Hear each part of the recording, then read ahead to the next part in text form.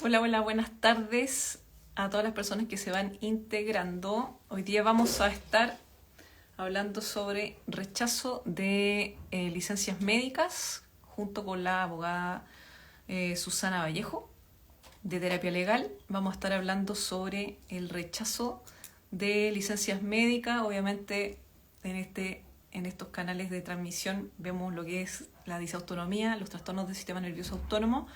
Pero obviamente vamos a estar hablando de long COVID o COVID prolongado, por si a ti te están rechazando alguna licencia médica, que conozco a varios de mis clientes que le empiezan a rechazar.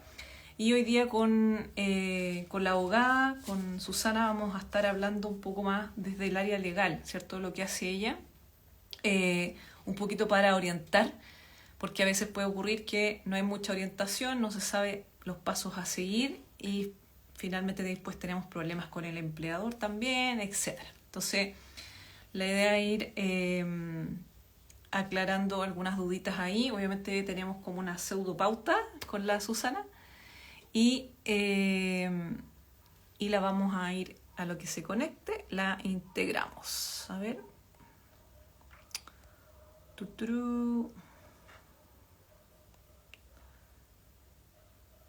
Bueno, si está ahí la Susana que me mandó una solicitud, no la veo todavía. Entonces vamos a estar hablando de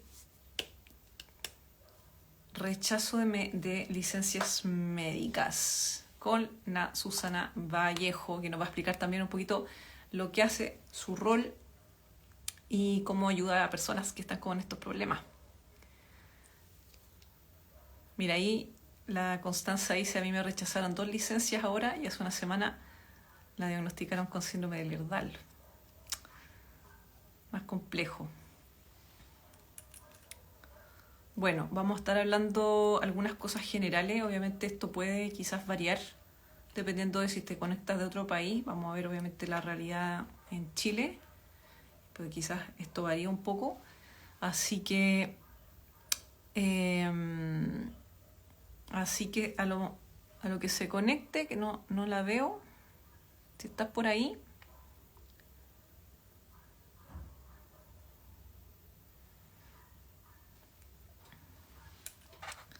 A lo que se conecta entonces le damos.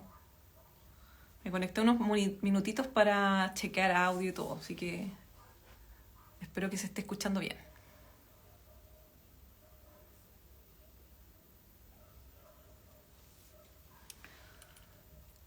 Obviamente si tienen alguna duda dentro de la temática que podamos ver al final del live, pueden ir dejando, si estás en Instagram, en el casillo de preguntas, puedes ir dejando las preguntas si es que alcanzamos a contestarla al final, ¿ya?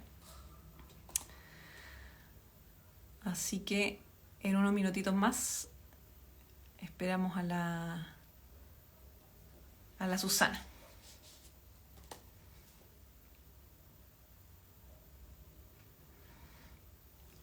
Bueno, por mientras, si quieren interactuar y decirme qué parte se está conectando, maravilloso.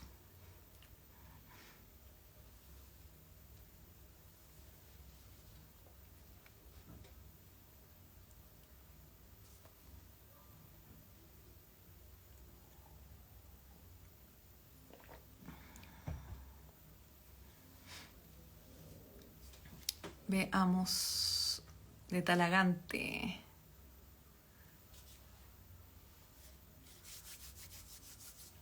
¿Cómo le ha ido con el cambio de clima? Ahora está medio, más o menos. Tienes que traten de estar por capas, ¿cierto? Para que no se resfríen. La Florida. Veamos si es que se unió la Purén. La Susana, a ver. No, todavía no.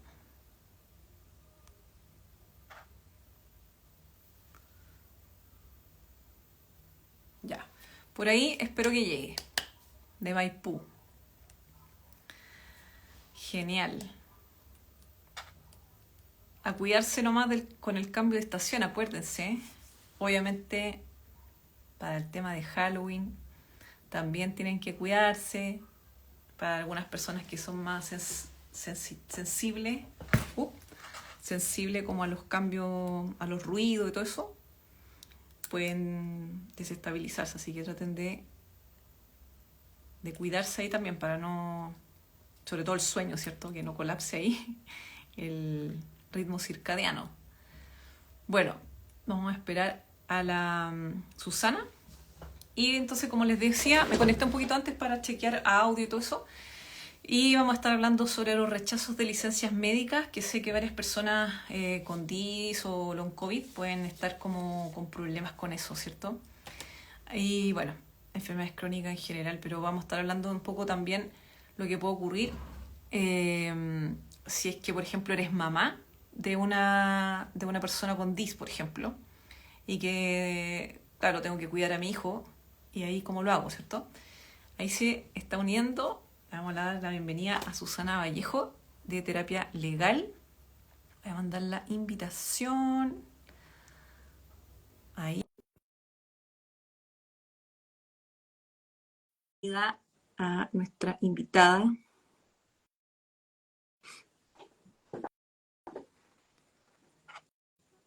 Hola. Hola Isabel, ¿cómo Bien, estás? ¿y tú cómo estás? Bien también, muchas Oye, gracias. gracias por tu tiempo y como la buena disponibilidad como de hacer el live, porque igual sé que estás bien ocupada, así que muchas gracias por eso. No, tranquila. Siempre que se pueda, aquí hay que dar el Un granito de arena que podemos granito de entregar. arena, sí. Bueno, ya le estaba comentando a la mayoría de las personas que se están integrando, obviamente hoy día vamos a hablar de la parte de rechazo de licencias médicas. Tú eres abogada, pero para que las personas te conozcan desde mi área, desde mi canalcito, puedes introducirte para que te conozcan un poquito más quién eres, qué haces. Perfecto. Bueno, mi nombre es Susana Vallejo. Soy abogada, especialista en el área de Derecho Público y de Derecho Administrativo.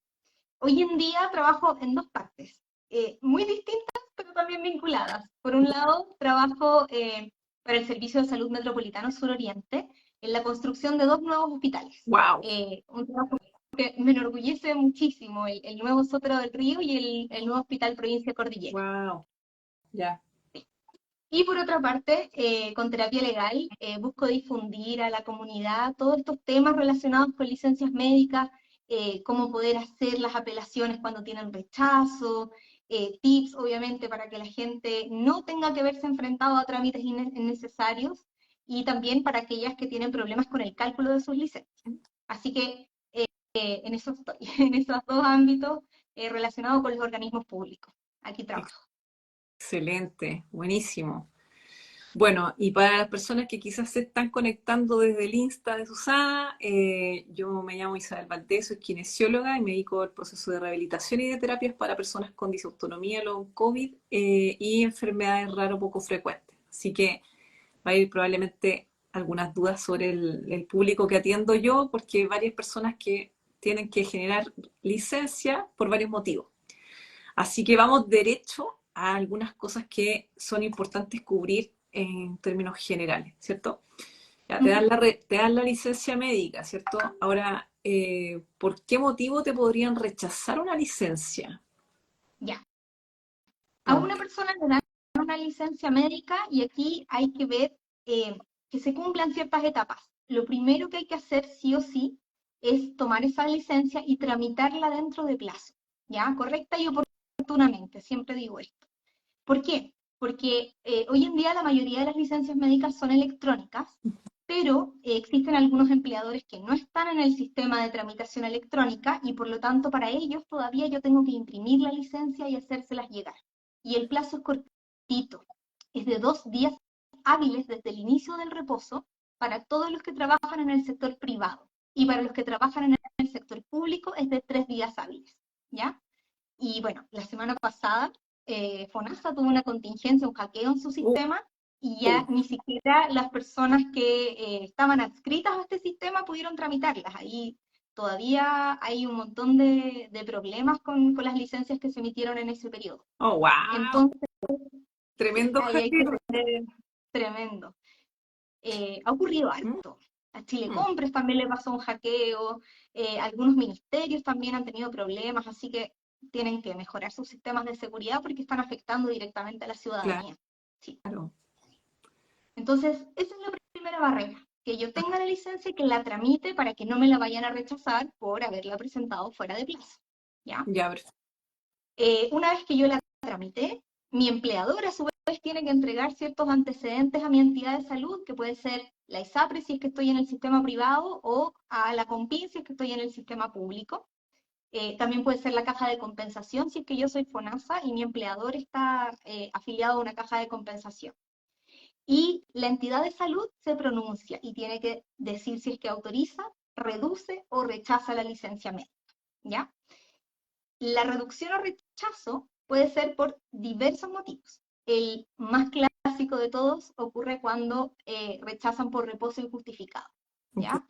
O Ujú. sea, básicamente te dicen, usted médicamente, de acuerdo con nuestros especialistas, o no tiene la patología que dice que tiene la licencia médica, o la patología no es tan grave como para que usted necesite reposo para recuperarse. Y ahí es Mm, donde nosotros tenemos que levantar estas alertas para poder hacer el proceso de apelación. perfecto.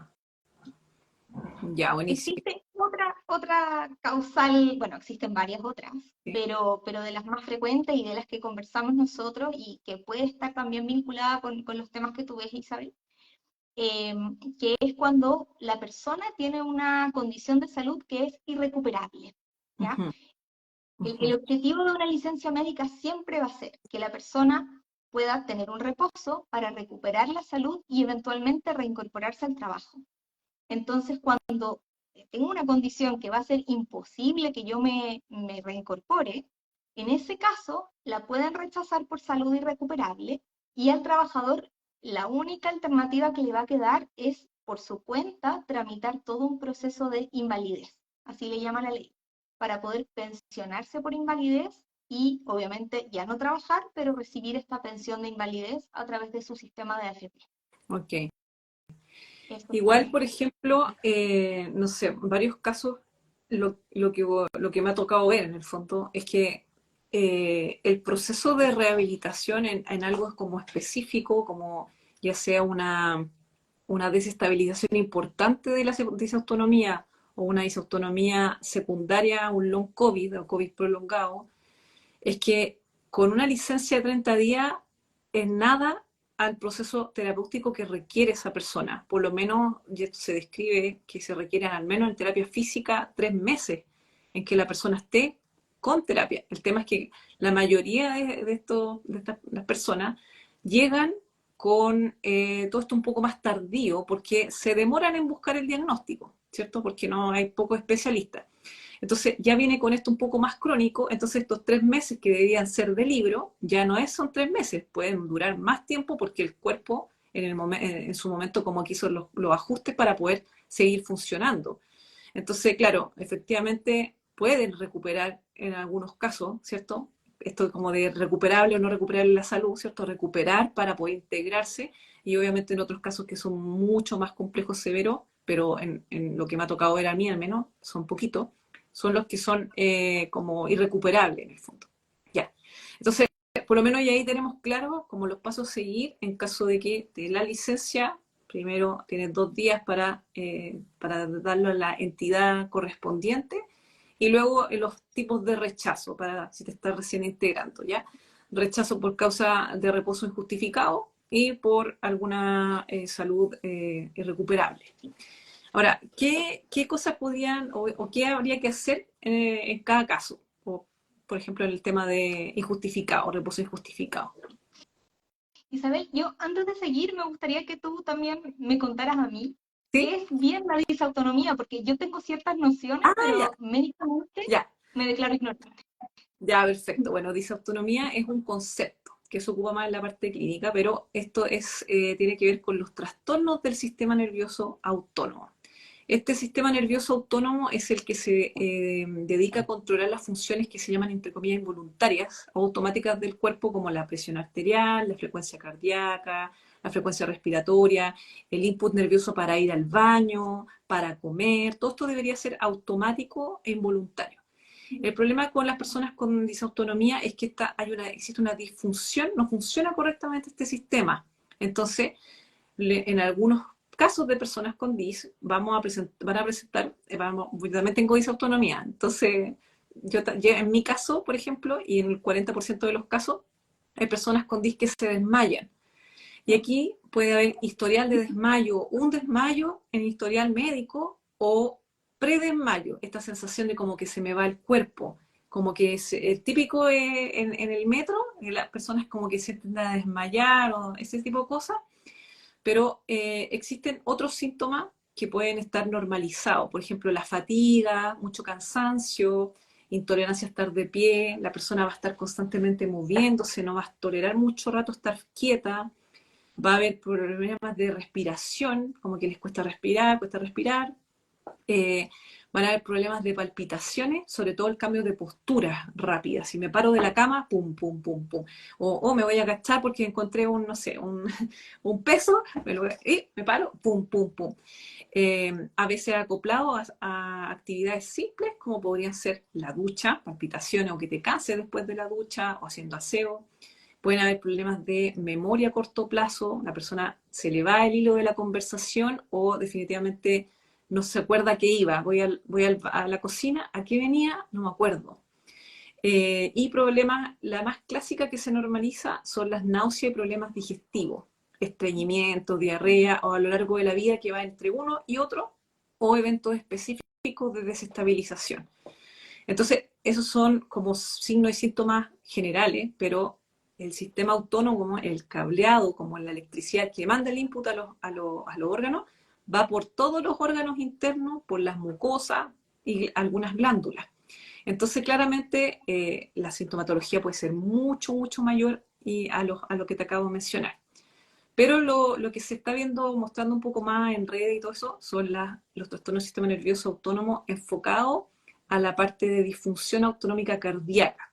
Esto puede sonar como súper complejo porque los nombres son un poco raros, pero generalmente acá vamos a tener a la persona muy fatigada, con tendencia a desmayo, predesmayo o desmayo, con un historial médico de ansiedad o depresión acoplado, o crisis de pánico, que se estima más o menos que un 83% de las personas con DIS son mal diagnosticadas con ansiedad o crisis de pánico. Entonces la persona empieza a peregrinar por ahí y al final ocurre que hay un problema orgánico.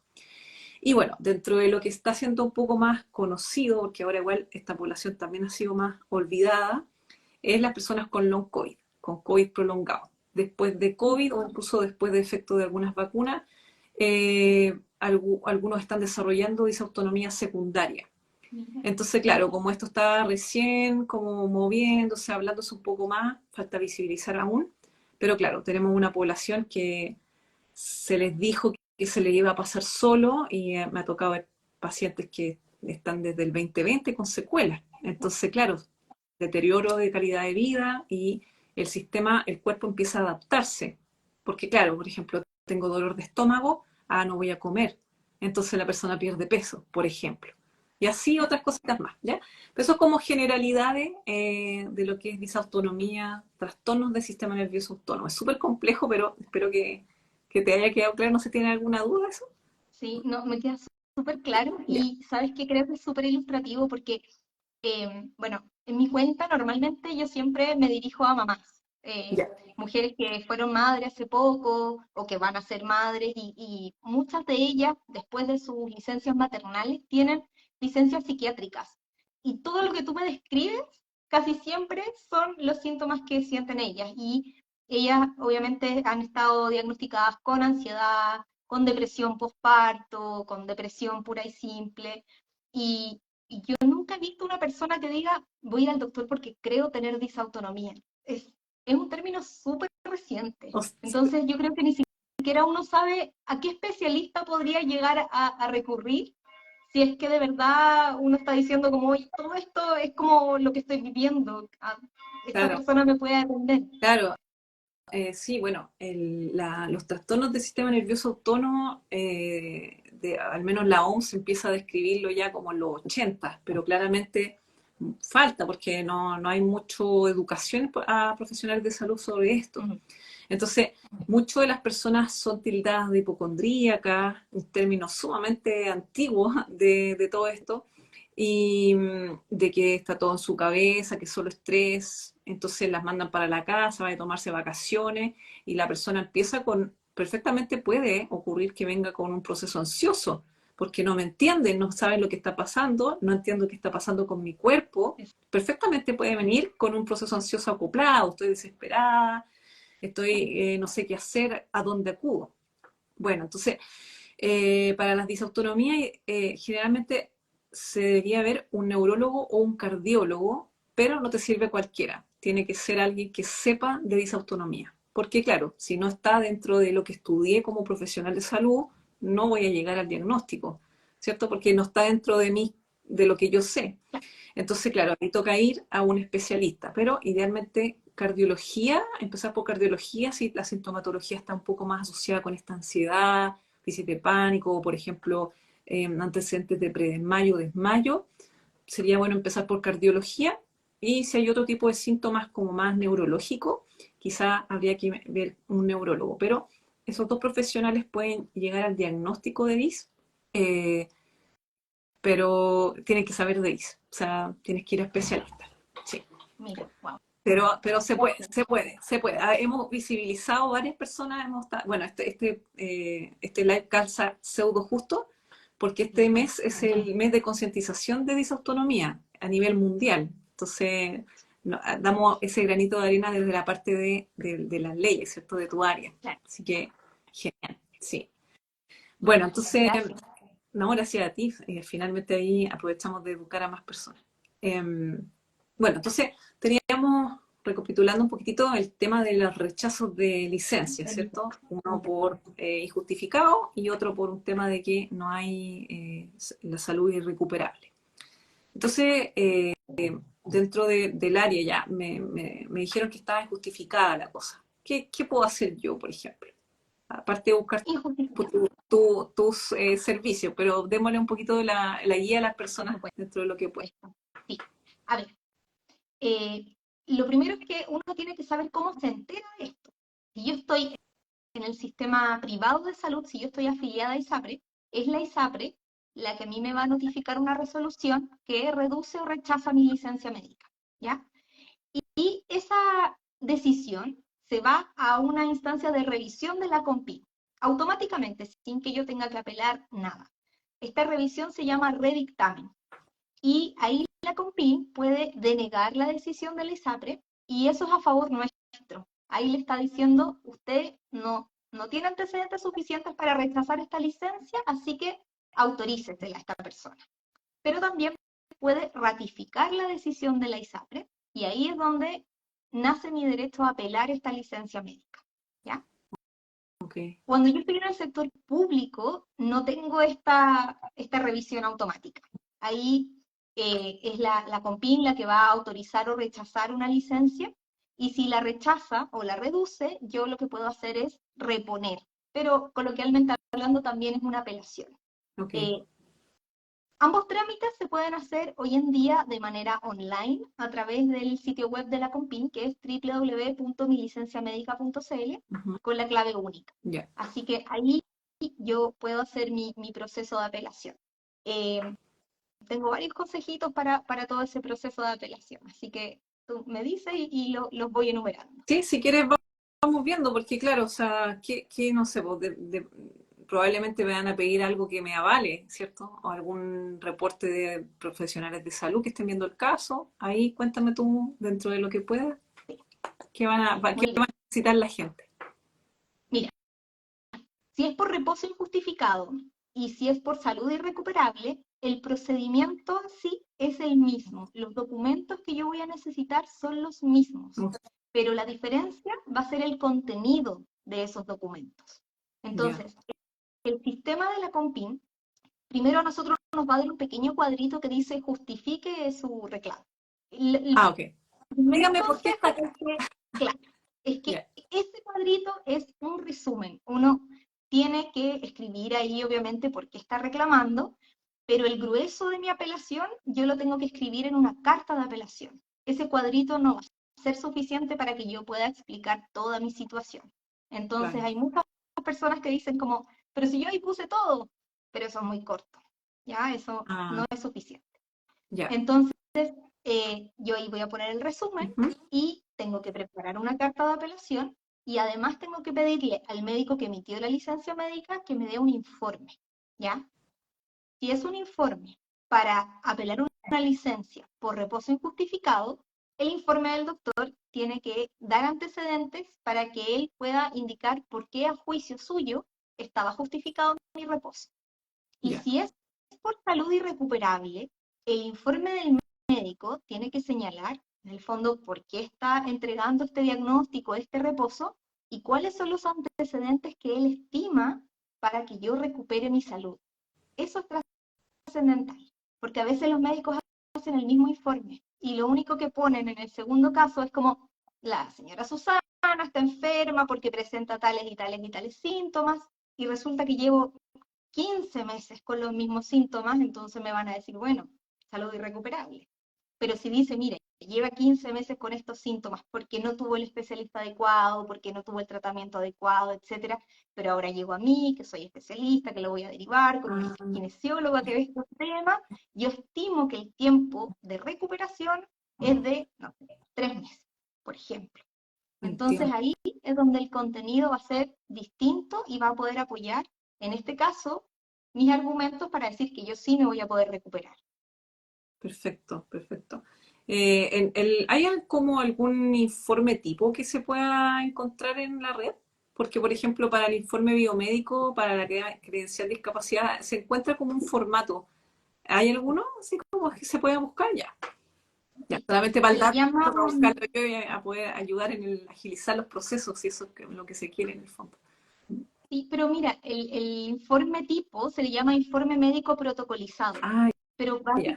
básicamente lo que dice este informe médico protocolizado es, digamos, cómo el médico llegó al diagnóstico que tuvo en Ajá. consideración al momento de emitir la licencia. Ahí tiene que señalar el examen físico que realizó, si es que, por ejemplo, hizo exámenes, si es que la persona venía de otro especialista, etcétera. Ya. Luego tiene que señalar cuáles son todas las áreas de Mm, tratamiento según mm. la opinión profesional, si es que hay tratamiento farmacológico, si es que lo deriva con algún otro especialista que pueda dar soporte, ya sea, por ejemplo, como tu área, que eres kinesióloga, o con otro doctor, por ejemplo, un cardiólogo que derivara a una persona con un neurólogo, ¿ya? Perfecto, sí, sí. Eh, y la última parte, aparte de este tratamiento y derivaciones, es el pronóstico. Es decir, donde el doctor tiene que señalar, yo estimo con mi tratamiento, mi experiencia, que esta persona debería estar recuperada en 1 mes más, 2 meses más, 3 meses más. ¿Cuánto sería como lo máximo que se podría poner, así como para que digan que no tengan problema? Por ejemplo, 6 meses será mucho, o si alguien pone un año, No, ¿no? no hay un tiempo Ah, máximo, ya. eh, Pero pero como lo sí que hay que se maneja un casarse poquito, con una opción. ya, ¿Mm? ya. Perdón, no te escuché. No, sí, en el fondo igual perfectamente se podría poner un año, no habría como problemas ahí como en la parte más práctica, No, no, no, ¿no? no, no hay Ah, problema. ya, Podría. Pero ocurre, por ejemplo, que muchos médicos ponen pronóstico de acuerdo a evolución clínica. Eso es vago. demasiado general. Entonces es Ah, distinto decir, mira, yo estimo de aquí a 1 año, ¿por qué? Porque la persona, no sé, se tiene que someter a una cirugía invasiva, va a tener, no sé, terapia ocupacional, terapia kinesiológica, además lo van a ver tal y tales otros especialistas que es ujú, como que fundamentar esa claro, posición que está tomando es mucho más, digamos, benéfico que simplemente dar un periodo corto. entiendo. Y también, por ejemplo, si yo tengo un rechazo de una apelación y tengo un informe, 3 meses después tengo que volver a pedir un informe, podría ocurrir que el médico cambie de opinión y a lo mejor en el primer informe me dijo que yo en 3 meses iba a estar de alta y después de 3 meses me va a decir, no, tú no estás de alta y puede cambiar de opinión. Pero ahí puede decir porque la persona no tuvo el progreso esperado, porque sufrió una crisis, porque entre medio tuvo otra enfermedad, por Perfecto. millones de razones. Ya, Entonces, la idea es casarse con una posición, fundamentarla, pero si esto varía a través del tiempo, también puede cambiar de opinión. ya. Buenísimo que al menos esté un poco más flexible a decir, sabes que en verdad no fue tan favorable como esperaba, por distintos, pero justificando en el fondo, lo que me interesa es que se justifique. Ya, perfecto. Ya, entonces, obviamente ya sabemos que mi licencia.cl, mi licenciamédica.cl, mi licencia Sí, médica, y el informe desde el médico. Eso es como lo que les van a... Y la carta de apelación. y la carta de apelación. La carta de apelación va de parte de la misma persona, ¿cierto? Del por qué. Hay algo importante como que pueda, por ejemplo, no sé, lo típico es como el primer párrafo, voy a decir generalidades, pero primer párrafo, generalidades de la persona, de cómo fue la historia. Segundo párrafo, ponte tú, la sintomatología que tenía. O tercer párrafo, que llegó como a los médicos recién a tal fecha. Cuarto párrafo, cómo me ha afectado la calidad de vida, un poquito poner un poquito de funcionalidad. Se podría poner como algo así, generalidades, si alguien no sabe cómo armar una carta de generalidades nomás, pues si no después obviamente te contratan a ti los servicios para que lo ayude. A mí siempre me dicen como, dame un modelo de Sí, carta. pues, eso es lo que Y yo... no es que exista un modelo, no, no existe algo predefinido, pero sí hay una estructura Ya, que yo siempre entrego. Entonces, en esta estructura, en la primera parte, las personas tienen que contar su historia laboral. Primero, saber en qué trabajan, desde hace cuánto tiempo trabajan, cuál es su cargo y cuáles son sus actividades. Y eso siempre les digo, tienen que detallarlo muy bien, porque no basta con que yo diga, bueno, soy Susana, soy abogada y trabajo como abogada hace 10 años. Eso es muy vago, pero si yo digo, mira, atiendo público, tengo asesorías en directo con personas, tengo que estar con trabajo de escritorio más de 10 horas al día, tengo que ir a terreno, tengo que estar con casco, tengo que subirme a andamio, qué sé yo. mm, Ahí entonces yo voy a ir especificando bien cuáles son mis actividades. En esta perfecto. primera parte, además, en el caso de las personas que veo yo que tienen licencias maternales y después ciertas licencias, digamos, de otra índole, siempre les digo que detallen de qué se tratan las licencias, porque si no, aparecen como que llevaran mucho tiempo con licencias médicas, y es porque he tenido las licencias maternales antes. Entonces, detallar, tuve mi prenatal en tal fecha, mi postnatal parental, y después tuve tantos días de licencia, para que no aparezcan que tuvieron meses y meses con la misma licencia, en el caso de la disautonomía, por ejemplo.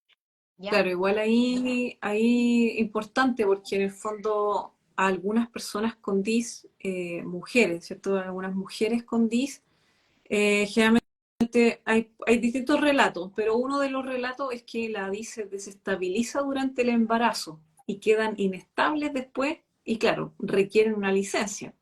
Entonces, claro, está bueno como que sepan en el fondo que hay que hacer el detalle, que sea la primera licencia era por esto y todavía ni siquiera llegaba el diagnóstico y todavía está intentando estar bien.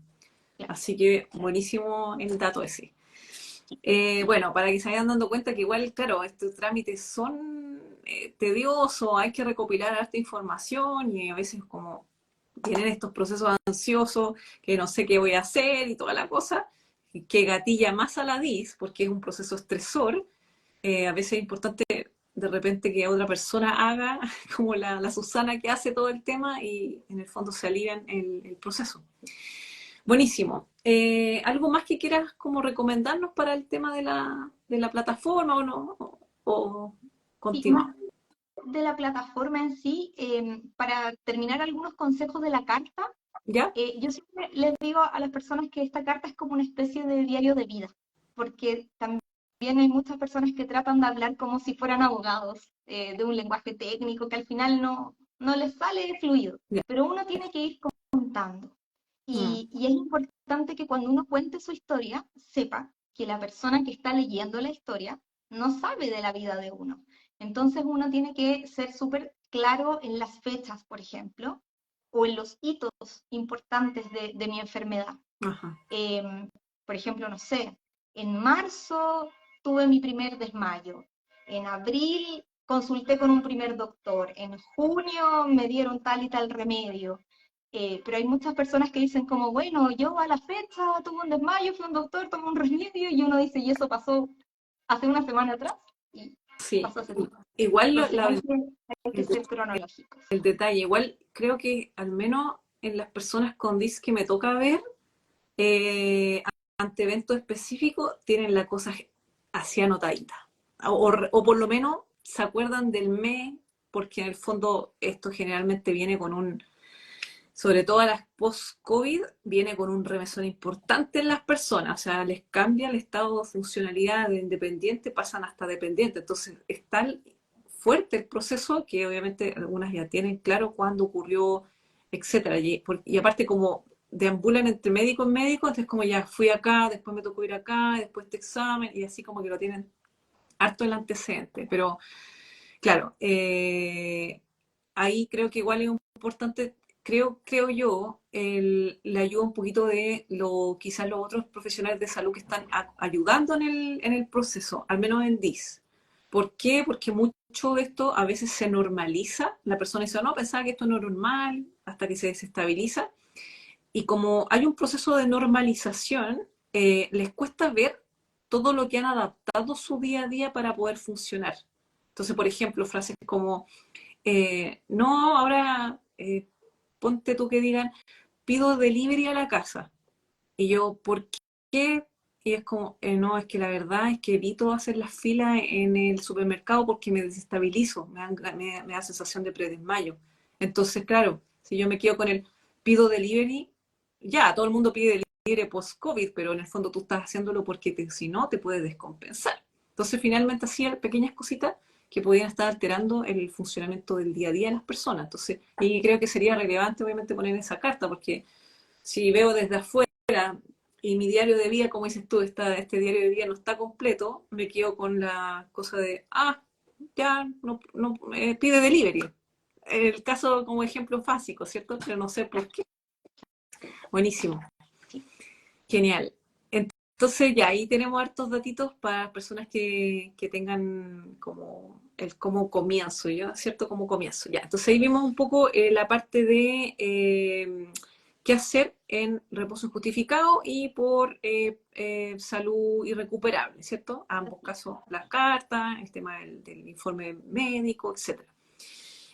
Ahora, el caso de que, por ejemplo, en el caso que la mamá tenga que cuidar, que esto también se ve mucho en personas con DIS, la mamá es la que tiene que cuidar al hijo o la hija que tiene este DIS, que generalmente hay un tipo de disautonomía que se gatilla en la adolescencia, que están todavía en el colegio, como cercano a la primera menstruación, la niña empieza a tener problemas, educación física, boom, desmayo, ya, y la mamá tiene que ir a quedarse. ¿Cómo lo hace ahí con el tema, con las licencias y eso? Ahí es donde estamos muy Ya, complicados y a años luz de poder tener una regulación que de verdad sirva y que nos apoye a las mamás o a los cuidadores en general. ya. Eh, yo creo que si la pandemia trajo algo bueno, una de las cosas es que sí se ha empezado a visibilizar más el tema de el trabajo que significa cuidar a alguien, ¿ya? Entonces, a propósito de esa visibilización, existen ciertas leyes, ciertos programas que se están impulsando para poder cuidar a quienes cuidan Mm, y de alguna manera dar soporte a los cuidadores. Pero hoy en día solamente nosotros en nuestra legislación tenemos una licencia que es por enfermedad grave del hijo menor de un año, ¿ya? del Si hijo tengo un menor de hijo menor de un año, o sea, hasta el día antes de que mi hijo cumpla un año, me podrían dar esa licencia médica si yo soy mamá trabajadora mm, para que yo cuide a mi hijo en el hogar. ya, Cumple un año, ya no hay una licencia médica que me otorguen a mí, en el fondo, para ausentarme de mi trabajo para yo poder cuidar a otra persona. ¿Qué es lo que ocurre muchas veces? Es que la propia persona cuidadora se ve afectada en su salud, claro, salud mental, física, etcétera, y tiene licencia médica porque también está enferma y es que, aprovecha ese periodo para poder cuidar a su hijo, hija o a la persona que depende de esta persona, ¿ya? claro, Pero no existe otro tipo de licencias médicas para el cuidado. Está la ley sana, pero la ley sana da licencias médicas, pero cuando nuestros hijos están en una enfermedad muy crítica, o sea, se otorga en caso de cáncer, de riesgo vital, de trasplante de órganos, y hoy en día se incorporó el caso en que el hijo o hija requiriera cuidados en una unidad de cuidados intensivos o de tratamientos intermedios. Pero son situaciones ya de palabras mayores, no es el caso de la disautonomía. Pero eso, Así eso que estamos hablando de mayores de 1 año, ¿cierto? Y menores de edad. Ya, en este mayores caso, de 1 año, sí, perfecto. dependiendo Bueno, de la patología, hasta 14 años. Y hay otro que es hasta 18 años. ¿y cuál es la ley esa, disculpa? Ley SANA es una sigla, Seguro de Acompañamiento de Niños, Niñas y Ya. Adolescentes.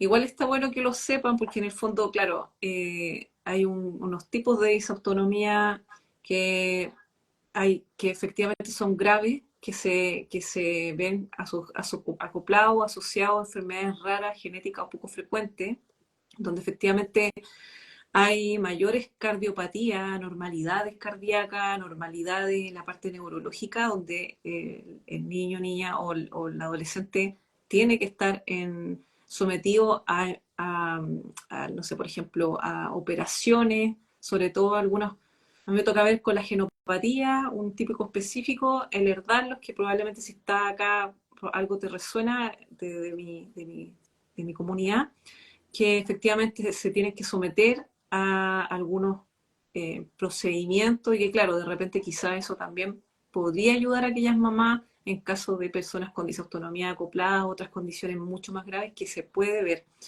No son tan visibilizadas, pero sí se puede ocurrir. Así que, bueno, importante entonces que hasta el año podría cubrir la licencia a la mamá, ¿sí?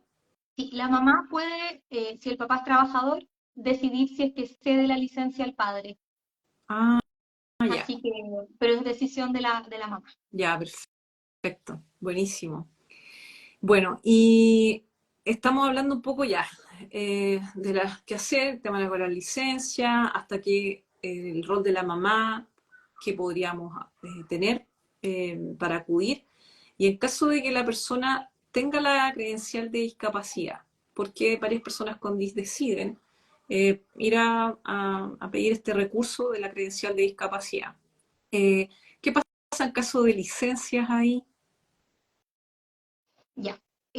Nuevamente, nosotros tenemos que distinguir si a esta persona le están rechazando sus licencias por reposo injustificado. La credencial de discapacidad es uno de los antecedentes médicos que tiene que acompañar porque justamente acredita que tiene el diagnóstico por el que le entregaron la licencia médica, ¿ya? Ya, Así que puede ser muy útil.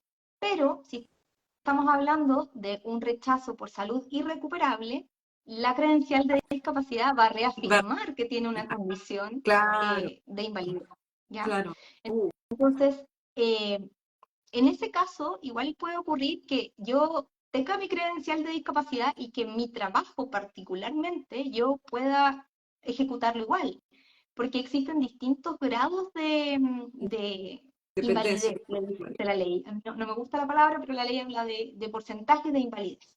Entonces, yo podría tener ciertos porcentajes de invalidez y, no sé, por ejemplo, hago mi trabajo online sentada en mi escritorio y perfectamente puedo hacerlo. Por Mm, eso ahí va de la mano con lo que diga el doctor.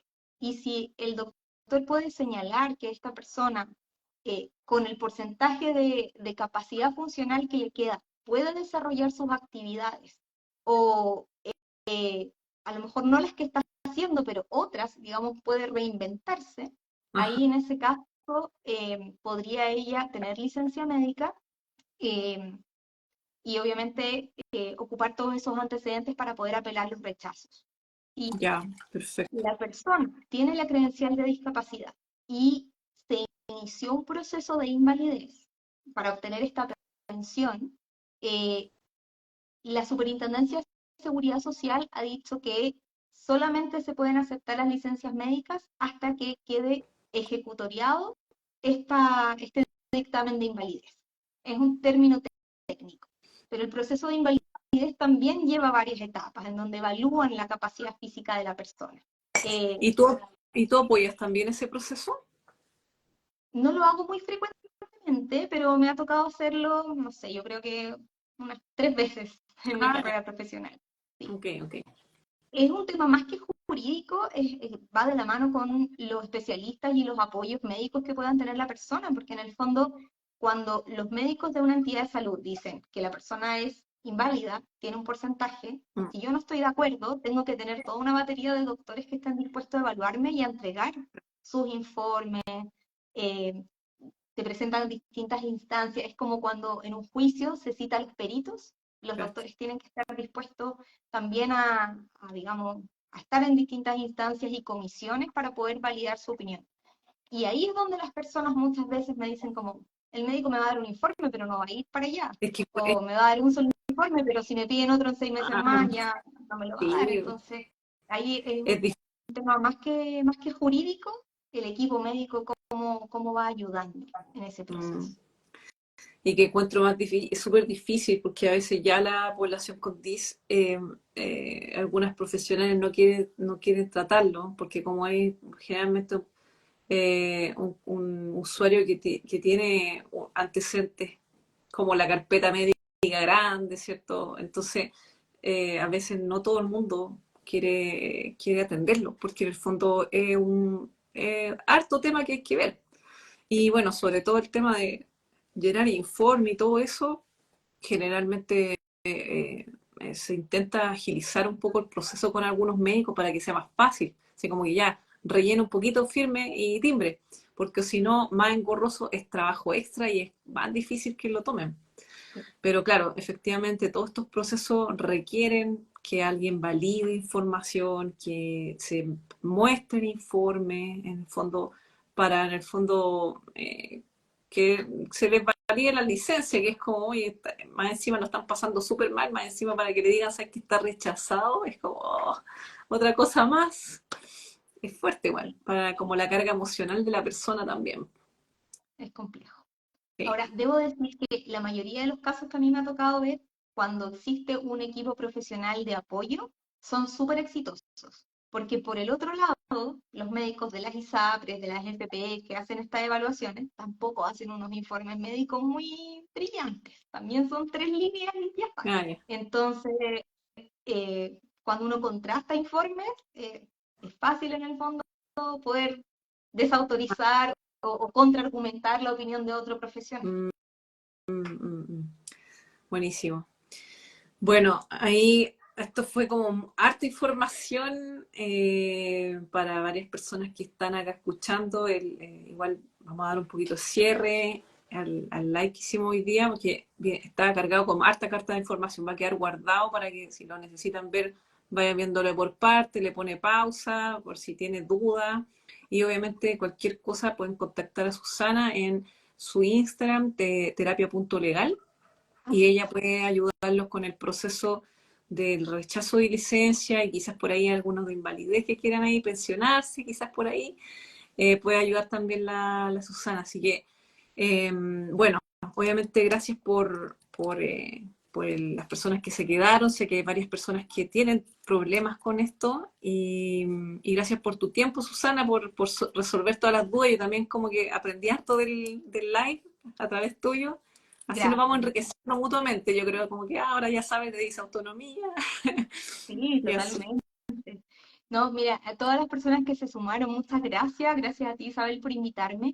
Si tienen dudas, pueden escribir en los comentarios del live que quede grabado y me pueden etiquetar. Yo ahí las voy a ir ayudando. No sé, a lo mejor si quieres más adelante podemos hacer otro live porque esta es información que está en mi cuenta en distintos formatos, Ya. pero siempre es necesario ir refrescándola, así que siempre dispuesta. Nosotras nos encontramos gracias a Encuadrado, una Sí, comunidad de profesionales tremenda, así que aquí siempre disponible para poder acercar esta información a las personas, que creo que es trascendental. sí, fundamental bajar la información técnica como palabras simples y ayudar un poquito y guiar a las personas que a veces pueden estar como bien angustiadas con toda la situación de salud que pueden estar viviendo. Así que, bueno, así que nada, muchas gracias nuevamente y quizás nos encontramos más adelante. Ahí no sé si de repente pongo colaborativo en live para que te des, ¿sí? ¿Sí? Ya. Y Ponlo ahí, colaborativo. Y así colaborativo, ya, vamos perfecto. resolviendo dudas. Dale, perfecto. Ya pues, Linda, muchas Ya, gracias pues, por tu tiempo. Que estés gracias a muy ti. bien, nos estamos encontrando por ahí. Un abrazo. Chao, Cuídate. chao. Chao.